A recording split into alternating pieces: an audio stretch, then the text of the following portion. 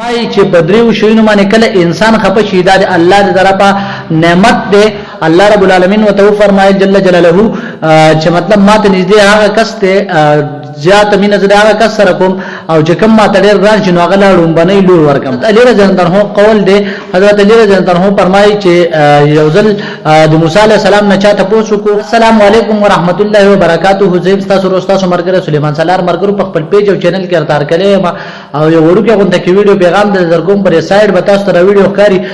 خو بالکل یو حدیث وی خیر الناس من ينفع الناس او کما قال نبی کریم صلی الله علیه وسلم نبی رسول الله فرمایل بهترین پتا سو کې هغه کس ته چې ډبل ته پیدا ورسه او بل د نقصان نه بچ کی نو بالکل ملګرو پر سایډ باندې وتا سو دا ویډیو ګورئ هم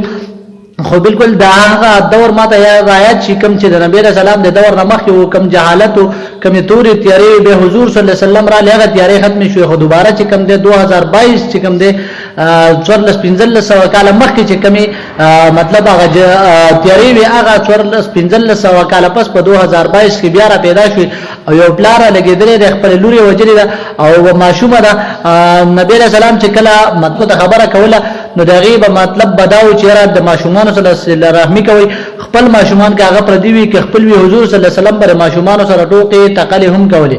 دغه شان ملګرو تاسو برکتلی هم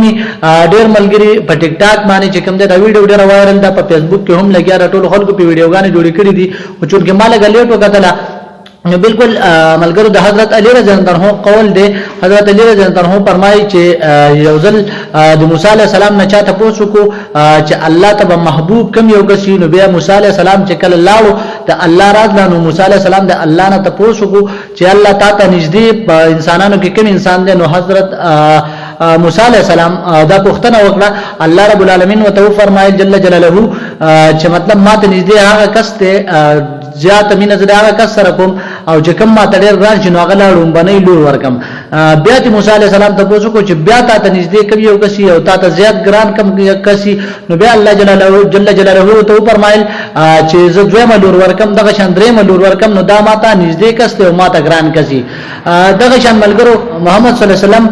فرمایي چې بدریو شوینو باندې کله انسان خپه شي د الله د طرفه نعمت ده نو بالکل دغینه الله خپه شي. اول نمبر خو دارا چې مطلب دی یو چا کرم المرا شي د الله تعالی د طرفه رحمت ته نو بالکل په دې باندې انسان خپه شي نو الله تعالی دغه نه خپه شي. دویم نمبر کې چې کله مطلب باران وریږي او یو انسان په باران باندې خپه شي نو دغه نه الله تعالی خپه شي. او په دریم نمبر کې چې کله الله تعالی یو انسان له لور کې د هم د الله تعالی له طرفه یو نعمت ته او په دې باندې هغه نه شکر وکي او خپه شي نو الله تعالی دغه نه خپه شي. دغه شان ملګرو ډېر زیات خبرې دي چې په دې باندې څومره خبرې کول غواړي نو کیږي په خو بالکل نبی له سلام چې کوم دین هغه مونږ ته یو سبق را کړی دی او هغه اسلام دی دین اسلام دی د نبی له سلام احادیث دی قران مجید دی هغه مونږ ته پرې خیره کته سوچو کې زمون مذهب اسلام چې کوم دی زنانه او کوم حقوق ورکړي دي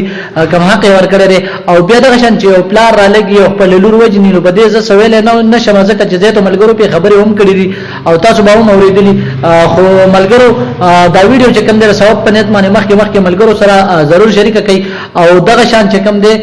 نو د غلط کار مخنیوي کول پکار دي او د خو خلکو سره ناسته کول پکار دي د دبه تربيت خدای خبر مطلب چرته شوی کوم ځای کې بشوي او دا خبره د الله تعالی نعمت چې کوم دی پاغي باندې دنا شکر وکړه او هغه مور چې کوم دی بقوي بیا پر سایډ بتاسته یو ویډیو هم بل هم ښکاری مطلب قبر ته ورتک دی هغه قبر ویډیو به هم تاسو ګورئ چې د قبر کې بیا د انسان سره کیږي سو نو بالکل هغه مور چې جغرافي هم تاسو کته شي او دغه جن قبر لجبه انسان ورشنو دغه ځای کې بخقيږي دغه ځای پته نه لګي چې دلته